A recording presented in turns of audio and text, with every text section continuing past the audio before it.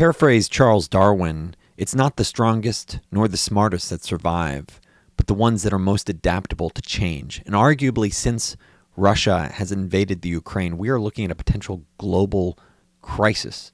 And the question is, how are you going to adapt to it on the investment landscape? If this is your first time tuning in, my name is Daniel. You're watching Unrivaled Investing. This is a no-hype mission-focused channel trying to find you exceptional companies and unrivaled investments. And full disclosure, this is not financial advice. Since Russia invaded the Ukraine, you've seen energy prices go straight up, and you cannot have a 50% plus increase in a core economic input like crude oil without causing serious economic trouble. And year to date, you're looking at U.S. crude oil prices going up over 50%, and arguably even more for countries that have seen their currencies weaken relative to the U.S. dollar. Trying to punish and shut off imports from Russia will hugely impact Europe, where 45% of European Union gas imports are from Russia. You don't shut down the second largest commodity producer in the world and not expect bad things to happen. That's from the head of commodities research at Goldman Sachs. And this is causing just incredible rallies in commodities around the world. You know, you're talking about coal racking up an unprecedented 80% rally. European natural gas broke record prices. Oil future swings. I mean, you're looking crazy volatility with commodities. And keep in mind, it's not only higher energy costs. There's also a food supply shock as well. Russia and Ukraine account for more than 25% of global wheat trade and around 20% of corn sales. The emerging food crisis looks even worse when you consider that Russia is a major supplier of the nutrients like potash that's used in fertilizer, which has also seen prices jump more than 30% since the Russian invasion of Ukraine. So this is just one shock after another. This is going to have huge global ramifications. I mean, when you're talking about food prices jump this much, it has, and energy prices jump this much. You could have energy shortages. You can have just parabolic pricing. You could see food rationing. You can see people go hungry. I mean, this is how you create really devastating and sort of scary outcomes. So this is something to be mindful of. This is a different period than what a lot of people have even lived through in the past. And so what's the Federal Reserve doing? What can they do? Arguably not a lot. Jerome Powell, the Federal Reserve, is in an impossible situation while acknowledging that inflation is likely going higher due to these shocks, which is duh. He's sticking to the quarter-point rate hike in March, sort of saying, yeah, I got to do it. And arguably, he has to raise rates as his mandate is price stability, and they're looking at red-hot inflation of nearly 8%. This is a big problem for the Federal Reserve. Okay, so how should you invest considering all these different things, considering the changes that you've seen with Russia, Western relations, hopefully avoiding World War III? I mean, we are looking at several commodity price shocks and an unsupportive or impotent Federal Reserve. First, a quick plug where if you're interested in joining a community of fellow investors looking to learn and find exceptional companies for both good and bad times, we have an exclusive community on Discord. You can sign up at unrivaledinvesting.com, click join the journey. I also call out potential multi-baggers and share my own personal portfolio for those interested. Once again, that's unrivaledinvesting.com, click join the journey. And if you enjoy videos like this, please make a point of hitting that thumbs up, hit that subscribe button. And so you need to recognize we are in a whole new world. I mean, it's nuts here when you start thinking about all these different components. And not only do you have these supply shocks, you're looking at really problematic business impacts. I mean, for example, not only do you have these input shocks, a lot of these businesses are going to actively get hurt by pulling out of a market. You know, for example, you're looking at MasterCard, and Visa suspending their operations in Russia. Now, it's not a big impact to them, but it is around 4% of MasterCard's revenue. So that is a real impact. So when you think about this, there are going to be businesses that sell products that are either going to boycott or going to effectively be forced to not sell into Russia. That's going to be revenue that disappears. That should directly impact their valuation. That isn't just a dip in fundamentals. That's this business is gone. Unless things fundamentally change and the direction of the conflict in the Russian-Ukraine, the invasion of Ukraine changes dramatically, or there's a change in leadership in Russia, all these dynamics hold steady. So unless you have some sort of intervention by maybe like China or India that tries to broker a peace deal, you're looking at all these different things that are ongoing.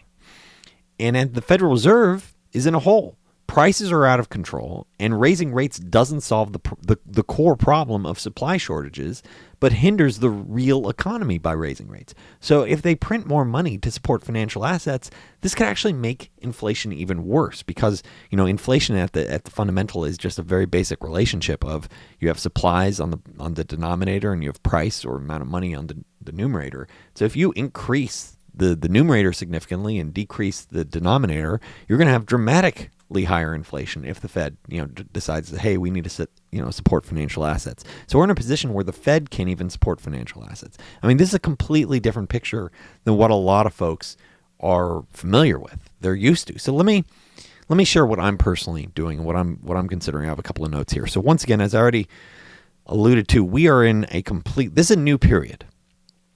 Anyone that's alive right now, I'd argue, you probably haven't invested in a period where the Federal Reserve was as impotent as they are now.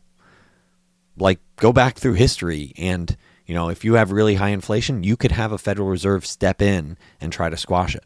And you look back, anyone that's looked back at, just the last 20, 30 years, this is how to invest.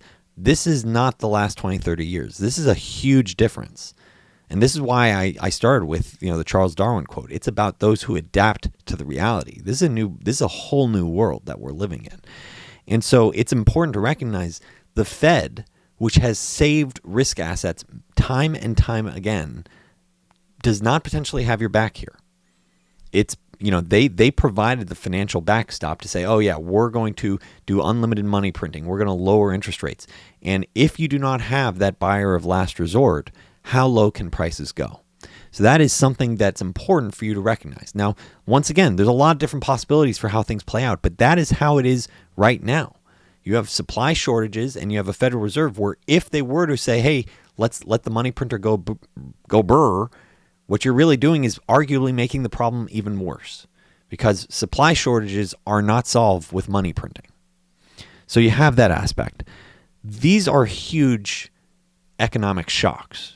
And whether or not, you realize it yet, like this was just alluded to pre-Russian invasion of Ukraine with PayPal. And, I did a video on PayPal and dealing with inflation, how I talked about long-term inflation benefits a company like PayPal, long-term. But in the short term, it actually hurts their results. And so you might even have companies like PayPal. Not only do they exit markets like Russia, which immediately hurts their results, but then you have these huge shocks where folks are saying, hey, I'm now paying $6, $7 per gallon of gasoline. I can't afford that discretionary purchase, or I can't afford to go make that sports gambling bet. And so you're going to see this sort of crowding out aspect where, wait a second, people are going to pay for the necessities and everything else sort of gets pushed aside. That directly impacts the economy, how the spending gets allocated. So that, I'd argue, that definitely affects how things are valued. A few years ago, Apple posted a decline in sales, partly due to the timing of releasing new iPhones, and it was trading below 10 times earnings because of that uncertainty driven by a decline in sales. Last year, they posted one of their record years, trading at over 30 times earnings. Previously, they were trading under 10 times earnings. Under 10 times earnings. So you look at that and you go, wow, the multiple is expanded by 3x. What if you go through a period where people are like, oh, I can't afford the latest and greatest iPhone because, paying for food now costs 30% more. Paying for my car costs 30% more or 50% more. And so you start considering factors like that, and the ramifications are huge because not only does it fundamentally impact the businesses, but the fundamental impacts also causes valuations to compress, where people say, wait a second, this company's not growing as fast. Maybe it even declines, not fundamentally impaired, but from a sentiment perspective, it does get impacted. Oh, maybe it's a decline. And then it goes back to a multiple like it did previously, like with Apple, where it goes back to a 10 times earnings multiple versus the 30 times plus that it recently was. So that is something worth considering.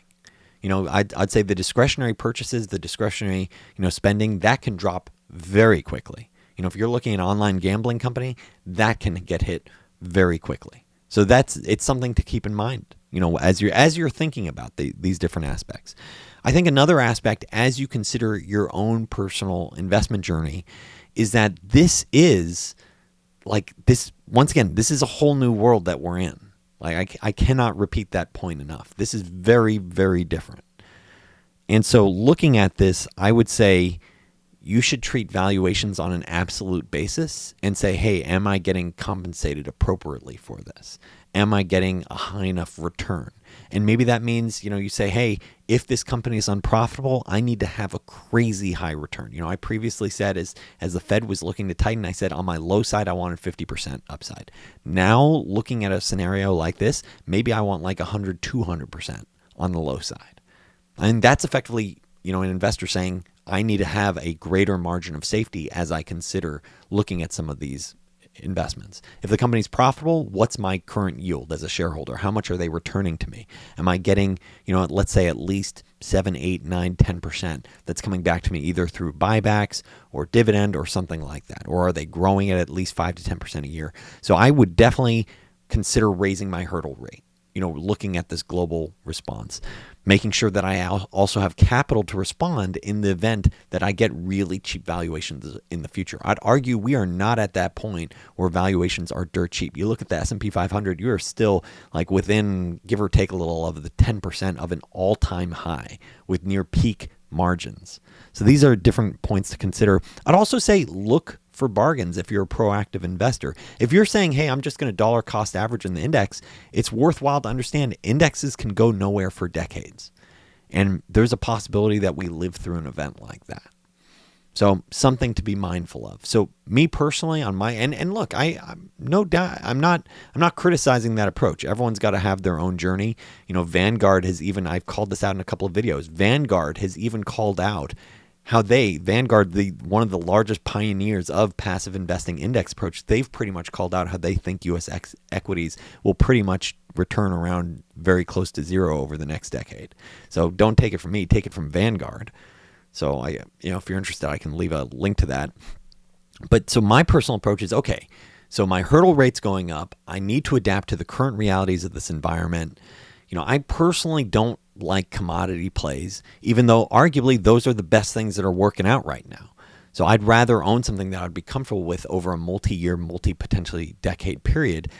I don't like commodities, but for a lot of these commodities, their underlying fundamentals just improve dramatically. With oil prices going up 50%, a lot of these oil and gas companies, they're trading at very reasonable multiples to free cash flow. They could continue to rip. They've got momentum and they've got fundamental support. So that's something to keep in mind. I struggle with it for my own personal journey, but everyone has to figure out, their own. And so I'm looking for bargains, and part of that is working with the community.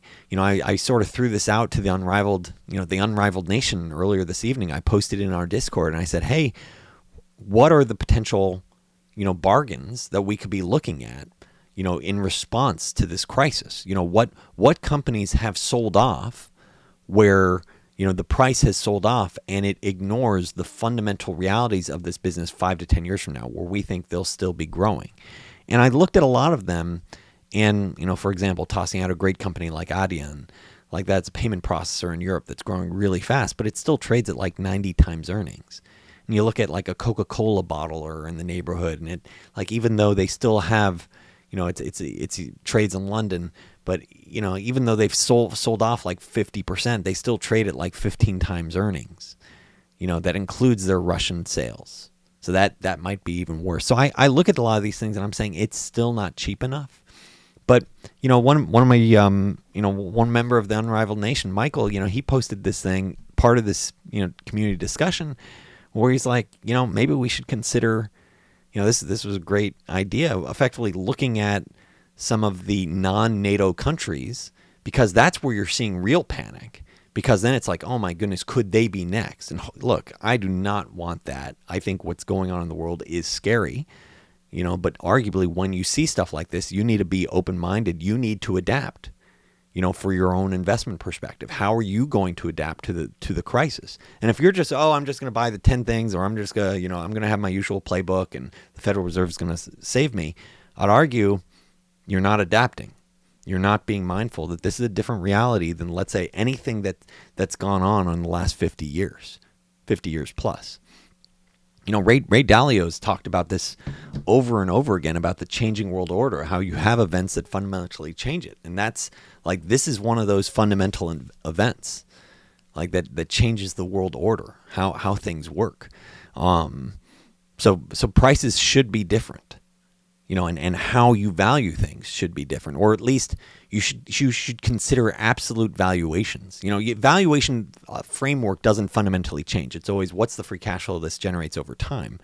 But people, based on sentiment and execution, might say, hey, I'm willing to pay a lot more for this just because rah animal spirits. But now I'd argue right now you've lost a key buyer of last resort, which is the Federal Reserve, because they're in an impossible situation. And by the way, you have huge economic shocks. And by the way, you have a lot of companies effectively getting fundamentally hurt because they're no longer selling into a market. It may not be a core market, but on the margin, they are getting hurt.